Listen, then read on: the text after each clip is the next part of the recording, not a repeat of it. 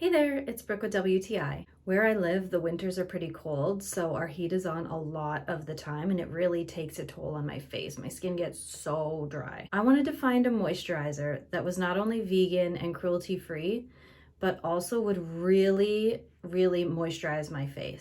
I found this Honest Hydrogel cream and it is awesome for my skin.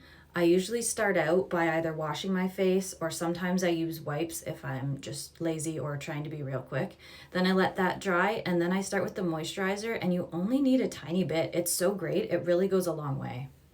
I'm prone to redness on my face, so the cooling of this moisturizer feels so good on my skin and it makes my face look so dewy and natural looking after. It's the perfect base for any makeup that I wear, or even if I don't.